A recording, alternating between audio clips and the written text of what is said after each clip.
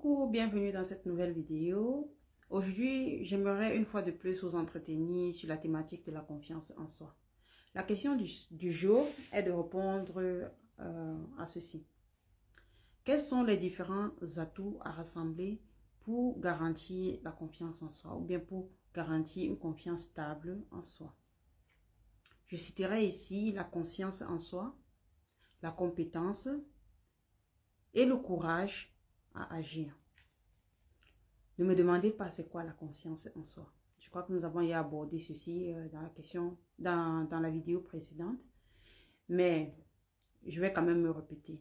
La conscience en soi ici, c'est la capacité de se connaître profondément. C'est-à-dire d'être capable de répondre aux différentes questions telles que quelle est mon identité, quelle est mon origine, quelles sont mes valeurs.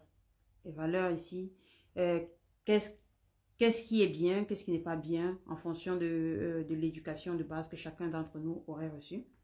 Et le deuxième point, c'est la compétence. Ici, il est question de savoir exactement ce que tu dois faire, comment tu dois faire. S'il y a un problème, comment le résoudre, simplement parce que tu as cette compétence. Le troisième point, c'est le courage d'agir. Ici, il ne faudrait pas être dans l'autocritique excessive, c'est-à-dire se poser la question tous les temps de savoir est-ce que c'est le bon moment, qu'est-ce que les gens vont en penser et toutes les questions qui amènent à se décourager. C'est ce qu'il faudrait éviter. Une fois ces trois éléments rassemblés, cela nous permet d'avoir une confiance en soi, que ce soit pour le moment ou bien sur une longue durée. Il faudrait généralement se poser la même question de savoir est-ce que je coche toutes ces trois cases.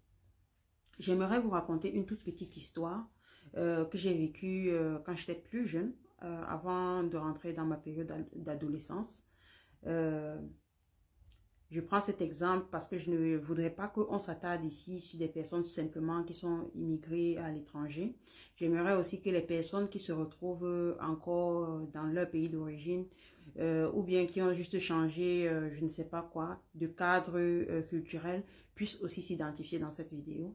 Et chacun pourra partager son expérience en commentaire et si possible comment il a surmonté ce problème. Voilà, quand j'étais plus jeune, mon papa était affecté dans une région dans le nord-ouest du Cameroun, et le nord-ouest du Cameroun, c'est l'une des régions où on s'exprime exclusivement en anglais. Et une fois sur place, nous étions assez jeunes, mes frères et moi, donc du coup, on n'était pas encore assez courant dans l'expression orale en anglais. Et on devrait bien s'intégrer dans cette région vu que les parents se posaient encore la question de savoir est-ce que nous allions être scolarisés dans cette région ou bien chercher une maison dans une ville limitrophe en fait avec cette région, question que nous puissions simplement suivre notre cursus dans la langue comment dire, prioritaire, dans la langue première que nous avions, c'est-à-dire le français. Et ma maman avait besoin d'une bougie. On fêtait l'anniversaire de l'un de mes frères. Elle avait besoin d'une bougie pour mettre sur le gâteau. Et là, elle a dit, elle a adressé à mes frères et moi qu'elle a besoin d'une bougie pour mettre sur le gâteau. Et bon, puisque personne n'a pris l'initiative d'aller à la boutique pour en acheter, moi j'ai dit, bon, ok, moi je vais y aller. Et du coup, elle me tend l'argent. Je vais prendre le chemin de la boutique. Ben, là, je vais être sincère. Moi, je ne savais même pas comment on dit une bougie en anglais. Carrément, je ne savais même pas comment je devais m'en sortir. Mais je savais simplement que j'ai eu cette volonté de me rendre à la boutique. D'où déjà le courage d'agir. Je suis allée à la boutique. Et une fois sur place, avant même de me rendre à la boutique, j'ai essayé de me renseigner un peu dans le voisinage avec les voisins qui étaient là. Ça faisait un peu plus longtemps, de savoir comment est-ce qu'on dit comment est-ce qu'on dit bougie en anglais, pardon, autant pour moi. Et ils m'ont dit exactement comment je devais dire, mais ce que j'avais oublié de leur demander, c'était comment est-ce qu'on dit bougie d'anniversaire. Bon, j'étais un peu plus jeune. Donc du coup, une fois à la boutique, j'ai demandé ce que mes voisins m'ont dit. Et le boutiquier, lui, il a tellement rigolé, en fait. Déjà, par rapport à mon accent, il a bien compris que je n'étais pas de la région, je venais d'arriver. Et sa manière de réagir, en fait, d'abord, m'a froissée parce que je me suis posé la question de savoir, est-ce que même, c'est le bon mot que mes voisins m'ont dit.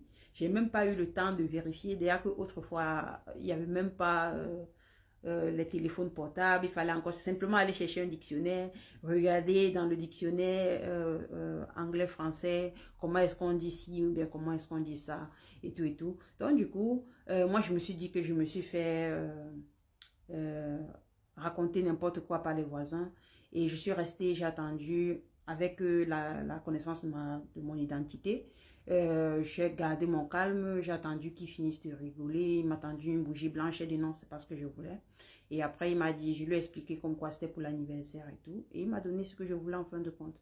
En fin de compte, je ressors de cette expérience avec quelque chose que j'ai appris en plus, un mot que j'ai appris en plus. Cette capacité où je me suis dit, ok, avec ou sans mes parents, je pourrais me rendre, aller dans un nouvel environnement, m'intégrer, demander ce dont j'ai besoin et atteindre mon objectif. J'ai pu atteindre mon objectif de par mon courage. Donc, de par mon exemple, je voulais aborder ces différents 3 points, de savoir ce qu'on veut, d'avoir le courage d'agir et de savoir se retenir, garder de la résilience, se calmer face aux moqueries des autres. Sur ce, je vous remercie d'avoir écouté cette vidéo et je vous donne rendez-vous dans la prochaine. Merci.